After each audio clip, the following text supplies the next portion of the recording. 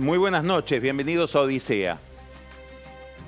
Hoy un dirigente político me decía, estamos en una tempestad y cuando se navegan las tempestades suele pasar que al timonel el agua le pega en los ojos, con lo cual la posibilidad de mirar un poco más allá de lo inmediato se vuelve, en medio de las crisis, probablemente más improbable o más dificultosa. En muchos aspectos de lo que está pasando hoy a escala universal, a escala global, se advierte esta falta de perspectiva, esta especie de método del ensayo-error para tratar con un problema que es multifacético y que no es difícil de ser resuelto. Antes que eso es difícil de ser pensado. Existe un reproche a muchos gobiernos, a la política en general, en el mundo, por no haber previsto lo que muchos suponen se podía prever. Hoy hay un podcast que circula por Spotify con un experto chino de Hong Kong diciendo esto se podría haber previsto ya desde noviembre del 2017. Y la política, el Estado, debería haber receptado, debería haberse sensibilizado frente a algunos datos de la ciencia que daban perspectivas o emitían señales de alarma acerca de lo que es esta pandemia o el funcionamiento misterioso de este virus. Más allá de esa predicción borrosa, lo que sabemos es que hay países que actuaron con mucha previsión, se anticiparon a los hechos. Probablemente lo que vamos a sacar como conclusión una vez más a raíz de esta epidemia generalizada es que Asia viene sosteniendo una especie de vanguardia de la humanidad en este momento en muchos aspectos de la vida pública, en este también, sobre todo países como Corea del Sur, también China, en alguna medida Singapur. Hay un signo de interrogación sobre lo que pasa en Japón. Otros sistemas han resultado más deficientes.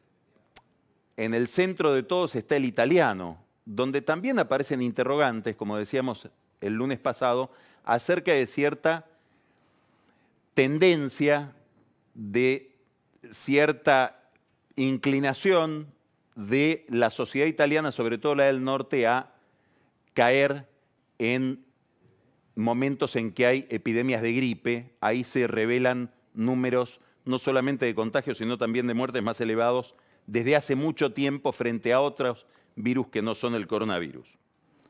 En Brasil, a diferencia de otras sociedades ejemplares como las que decíamos, por ejemplo la asiática, hay un debate todavía abierto dentro del gabinete brasileño respecto de cómo se debe encarar este problema sanitario. Mientras el presidente de Brasil salió ayer a recorrer el conurbano de Brasilia y a mezclarse con gente y a emitir videos donde lo muestran en parrillas, compartiendo un momento con transeúntes que se van además agolpando y se van juntando porque ven al presidente, videos que fueron suspendidos de las redes sociales justamente por violar las recomendaciones del distanciamiento social. Al mismo tiempo, el ministro de Salud en una reunión de gabinete de anteayer le preguntó a Bolsonaro, y alguien dejó trascender esa pregunta, si él estaba dispuesto a ver los camiones del ejército trasladando féretros en Brasil. Contra este paisaje general, contrastante, aparece el gobierno argentino que en materia sanitaria ha demostrado tener reacción y tener además capacidad de coordinación, no solamente dentro del gobierno, sino que se montó una mesa de crisis de la que participan sobre todo el gobierno nacional, el gobierno de la provincia de Buenos Aires y el gobierno de la ciudad de Buenos Aires.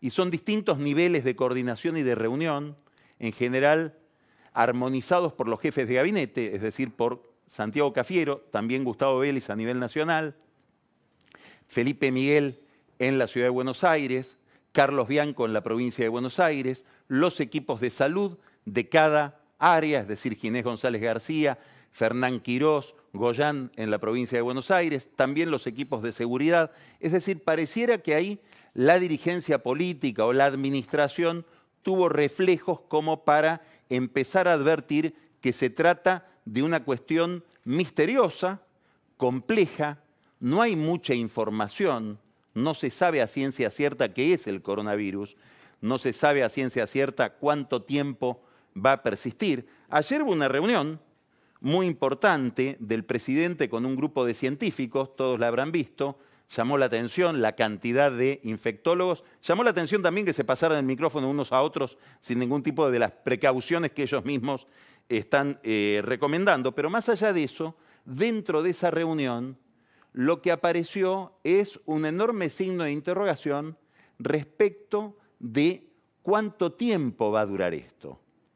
Y los científicos o los médicos más preparados suponen que este virus llegó para quedarse, como sucedió también con otros virus similares, aunque no generaron el estado de alarma, de preocupación y de contagio y mortalidad que está generando el coronavirus, como por ejemplo el de la gripe A, que se instaló, bueno, y fue durante mucho tiempo estuvo actuando, igual que se prevé que va a suceder con esta cepa tan virulenta y, como decíamos, misteriosa. Por ejemplo, no se sabe si es una ventaja o no estar en el hemisferio norte y padecer esta enfermedad durante el invierno y yendo hacia la primavera, como le pasa a los países del hemisferio norte. A nosotros nos toca el coronavirus cuando estamos saliendo del verano y entrando en el otoño. No se sabe muy bien si este virus prospera más con el frío o no.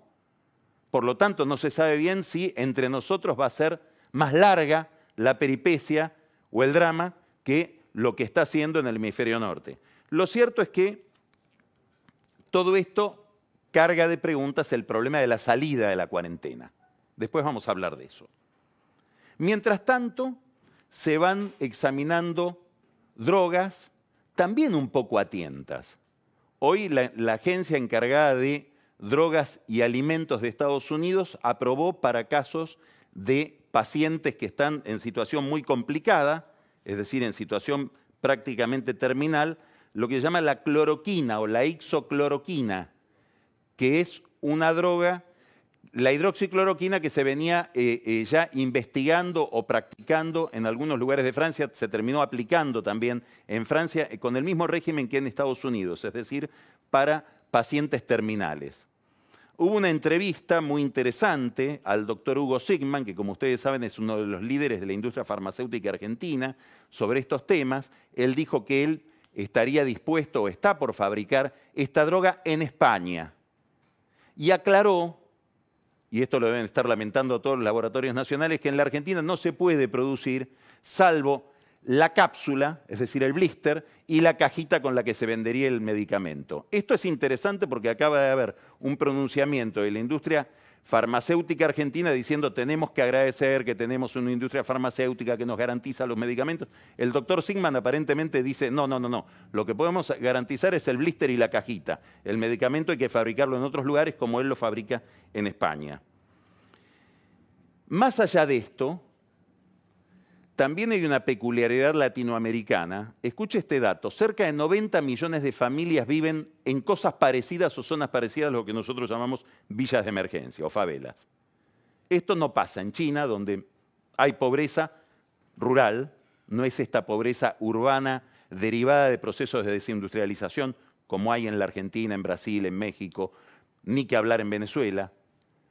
Bueno, estos montos de pobreza plantean para nuestra región y para nuestro país un problema adicional.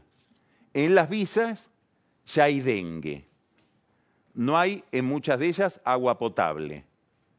Por supuesto, no hay cloacas.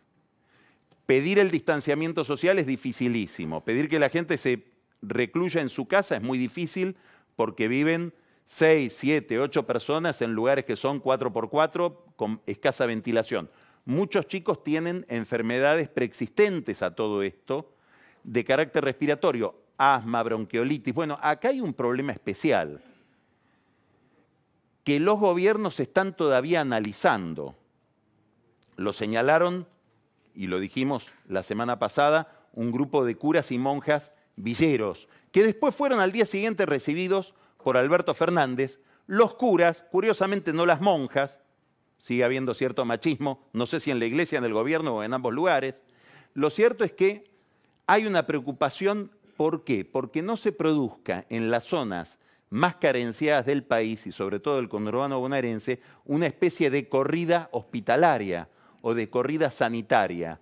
Y este es el foco de atención principal que están teniendo hoy, sin intención de generar alarma, pero sí de sensibilizarse frente al problema, estos tres gobiernos que se han coordinado en una mesa de crisis. Pareciera que la misma perspicacia, la misma capacidad de control o la misma capacidad de ver un poquito más allá de la ola que golpea en los ojos no se advierte en materia económico y social.